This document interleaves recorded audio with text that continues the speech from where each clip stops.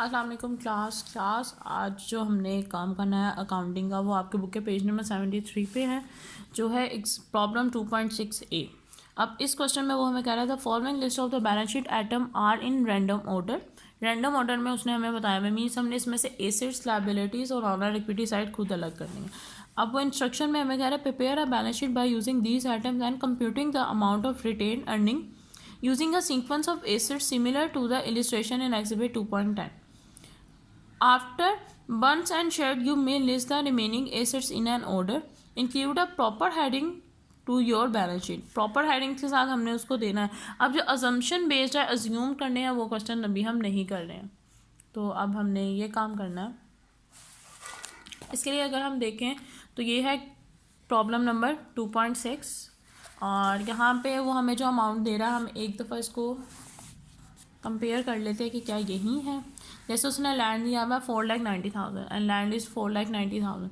उसके बाद वो हमें कह रहा है, अच्छा पहले हम देख लेते हैं कि कौन सा कहाँ जाएगा। लैंड हमारा एसेट्स है, बर्न एंड शेड्स हमारे एसेट्स हैं, नोट पेबल्स हमारी लाइबिलिटीज़ हैं, अकाउंट रिसीवेबल्स हमारे एसेट्स हैं, सिट्रस ट्रीज हमारे एसेट्स हैं, अकाउंट पेबल्स हमारी लाइबिलिटीज़ हैं, प्रॉपर्टी टैक्स पेबल्स हैं हमारी लाइबिलिटीज़ हैं।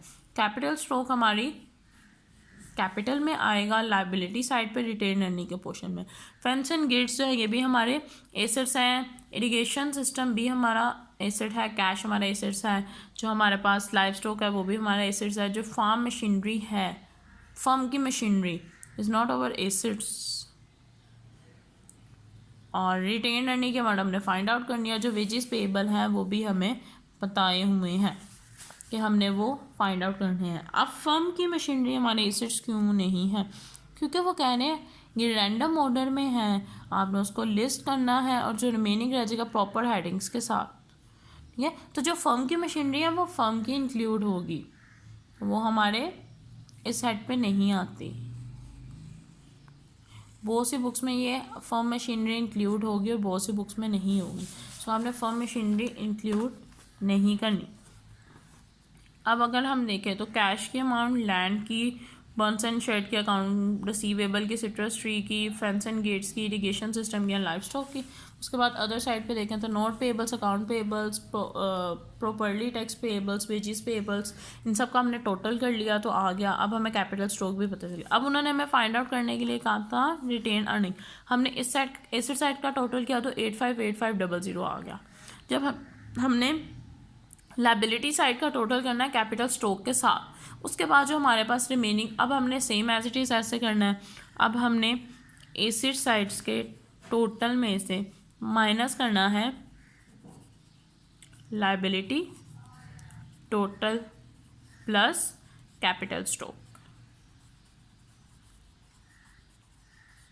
तो हमारे पास जो अमाउंट आएगी वो आएगी 146,450 और ये हमारा आंसर है। मींस हमने एसेट साइड का पूरा टोटल लिया, लाइबिलिटी साइड पे 1 2 3 4 हेड प्लस कैपिटल स्टॉक लिया और उसमें से उसको माइनस कर दिया, तो 146,450 हमारे पास आंसर आ गया।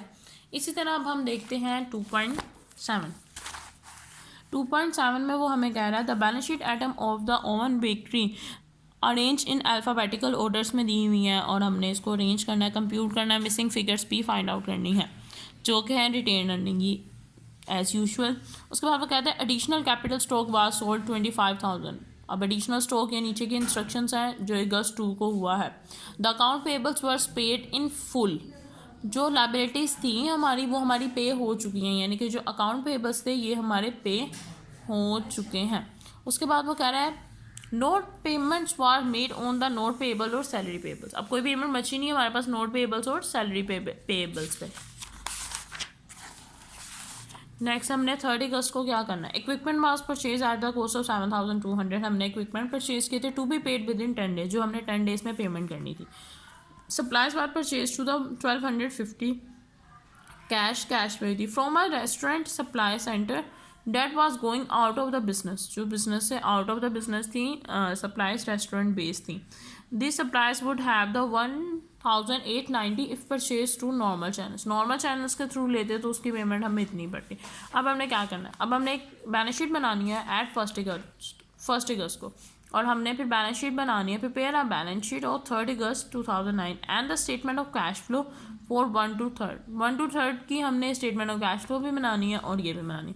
अब हमने अस्यूम करना है कि जो note papers does not come due to the several years, वहाँ तब नोट पेपर्स कुछ हुए ही नहीं थे हमारे पास।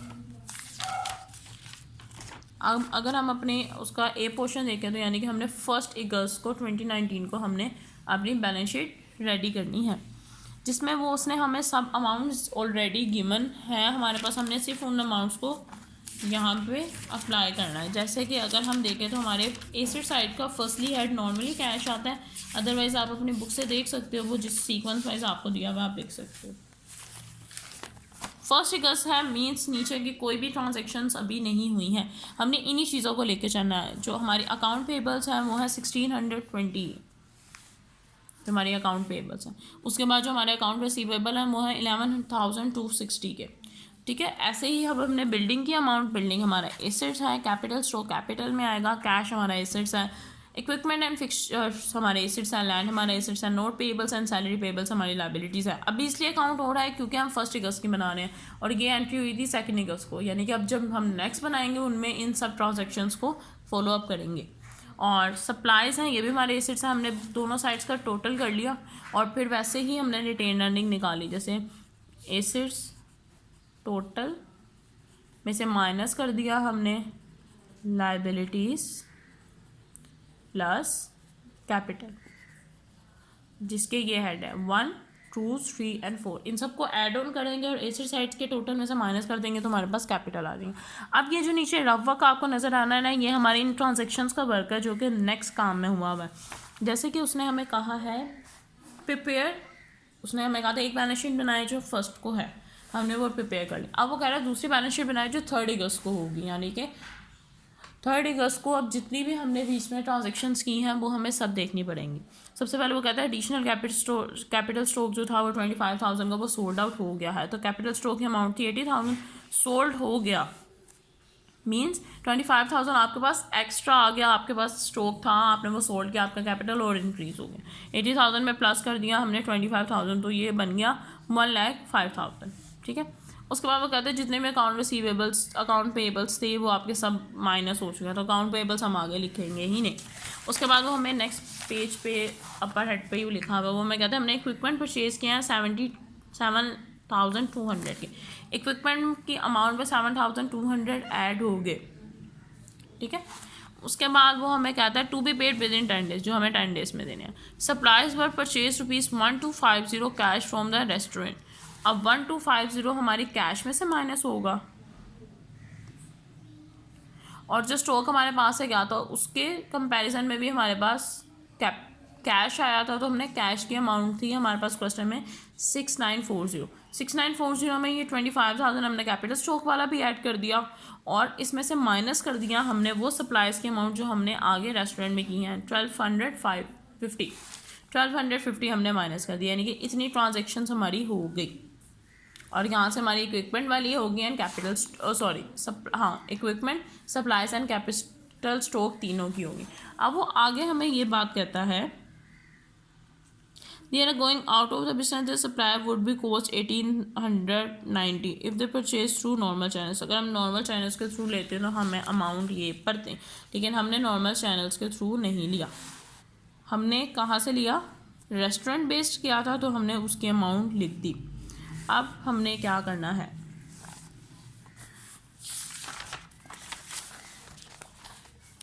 कैश की amount after payments, account receivables की अमाउंट, बिल्डिंग की अमाउंट, फर्नीचर इक्विपमेंट हमने बाय किए थे उसकी जो प्लस करके अमाउंट लिखी थी वो आएंगी, लैंड एंड सप्लाईज भी हमने किए थे तो सप्लाईज की अमाउंट भी हमारे पास ऐड ऑन हुई थी। ये देखें 7,000 में 1,250 ऐड हुआ है वो। और इसके बाद अगर हम नोट पेबल्स देखें तो वो 74,900 के हैं, अकाउंट पेबल्स देखें तो वो 7,200 के हैं, सैलरीज देखें तो वो पेबल्स हुई हैं। अब इन साइड का टोटल ये है, कैपिटल स्टॉक ये है एंड रिटेन अर्निंग ये रही। बट एक साइड पे उसने हमें ये कहा था कि अब ये कुछ बचा ही नहीं है आपके पास दिस अपर हेड पे, यानी कि हमारे कोई अकाउंट पेएबल्स रहते ही नहीं है। बट अगर हम देखें तो हमने अकाउंट पेएबल्स पे ही अभी परचेजेस की थी इक्विपमेंट की, तो हमारे पास पुरानी कोई अमाउंट नहीं थी, हमने इक्विपमेंट वाली अमाउंट लिखी है। ये वाले जो नोट पेपर्स थे ये हमारे ख़त्म हो गए थे 74,900 के एज इंस्ट्रक्शन बेस, जो कि हमने 2 अगस्त को की थी। बट हमने दोबारा इक्विपमेंट लिए हैं और उसके ऑपोजिट साइड पे हमने लाइबिलिटी साइड से लिए हैं, इसलिए ये अमाउंट यहाँ पे नोट पेबल अकाउंट रिसीवेबल में ऐड है। और अगर आप अकाउंट रिसीवेबल नोट रिसीवेबल में account payables and note payables में कंफ्यूज हो रहे हैं तो आप क्वेश्चन की एक दफ़ा जो इंस्ट्रक्शंस है वो देख लीजिएगा। वहाँ पे उन्होंने बताया हुआ कि जो अकाउंट पेबल्स थे, हमारे कोई भी पेबल्स नहीं बचे थे, हमने अपने सारे अकाउंट पेबल्स पे कर दिए थे। ओके, एक हेड ये ख़त्म हो गया, हमने अपने अकाउंट पेबल्स पे कर दिए। अब वो कहता है कि 2 अगस्त को दोबारा ये हुआ कि आपने इक्विपमेंट परचेज़ किए थे और वो क्रेडिट बेस थे, तो हमारे अकाउंट पेबल्स दोबारा क्रिएट हो गए, इसलिए हमने अपने अकाउंट पेबल्स में दोबारा वो अमाउंट लिख दी। Thank you class.